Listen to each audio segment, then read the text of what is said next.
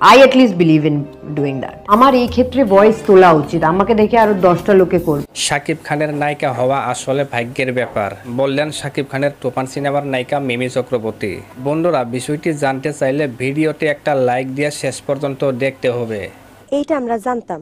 বন্ধুরা, এবার একটা সরকারি টিভি চ্যানেলের সাক্ষাৎকারে শাকিব খানের তুফান সিনেমার নায়িকা হওয়ার অনুভূতি সম্পর্কে জানতে চাইলে এই অভিনেত্রী বলেন, শাকিব খান বড় মাপের একজন অভিনেতা।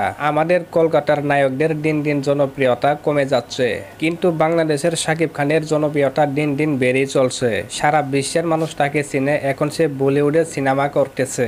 বন্ধুরা, এই অভিনেত্রী আরো বলেন, আমি অনেক বছর আগে থেকে শাকিব খানের নায়িকা হওয়ার জন্য অনেক চেষ্টা করছি, কিন্তু সেটা হয়ে ওঠেনি। কিন্তু দেখেন কিভাবে আমি শাকিব খানের নায়িকা হয়েছে, সেটা আমি কল্পনা করতে পারিনি। আসলে শাকিব খানের নায়িকা হওয়াটা একটি ভাগ্যের ব্যাপার। বন্ধুরা, এই ইন্টারভিউতে শাকিব খানের বেশ প্রশংসা করেন এই অভিনেত্রী।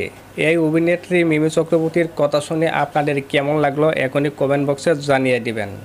হারাতে চাই না আমি হারাতে চাই না।